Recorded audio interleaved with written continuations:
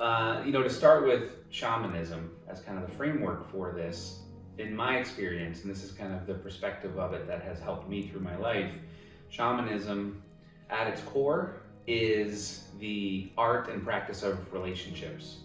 And, if we look back into ancient cultures of all heritage, of all of our ancestry, regardless of where we come from, there was elements of what we now consider to be shamanism found across the globe.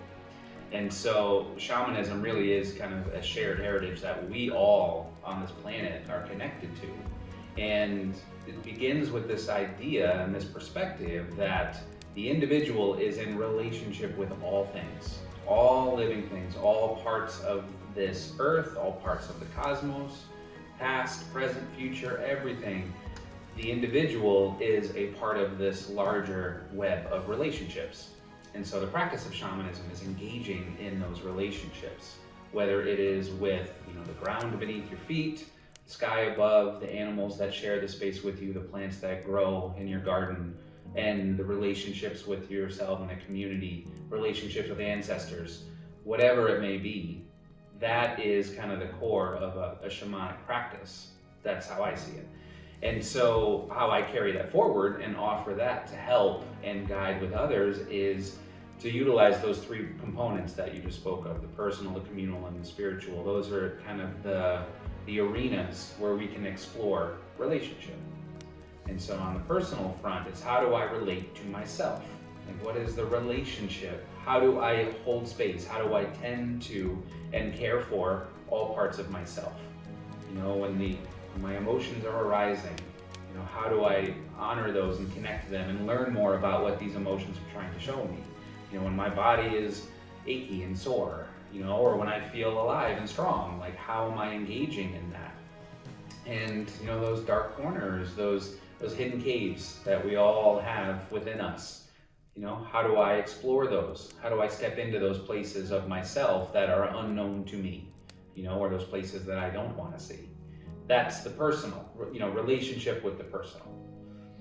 Relationship with the communal. Okay, so now that I have a bit of an understanding, or at least I'm learning how to understand what I'm communicating to myself, let me step out into the world of mirrors and all of these people, these friends and families and strangers all around us that are reflecting back to me different angles and different sides of my own being.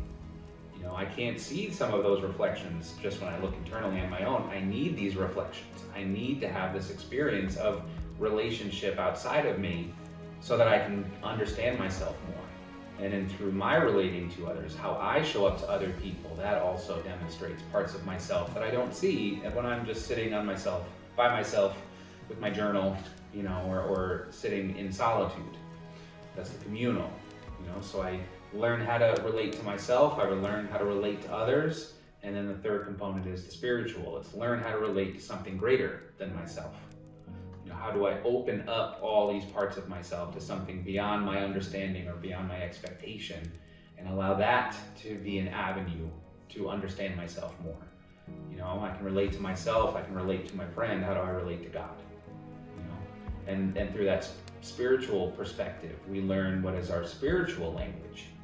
What are the different signs and metaphors and images and experiences and visions and all of those other things that spirit uses, the universe uses to communicate to me.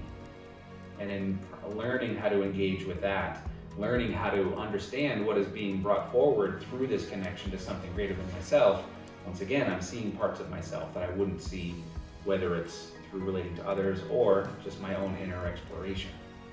And what I find most effective for myself and offering to others is that we can maneuver and allow the energy, allow our own inner intuition to guide us through these different places. There are times where no matter how many journal entries I've done and podcasts I've listened to and counselors I've spoken to, can't get it much further in here, or it's just not available. I don't have access to it in that moment. Okay, let me step out to the community. What are the tools and the resources I have to go out and relate to others? Let's let that generate some momentum, gather some energy there. Or maybe neither of those are quite effective right now. Okay, let me lean into prayer then. Let me move into the spiritual aspect of my practice. And the uniting force to all of that is this shamanic perspective, which is we're all connected.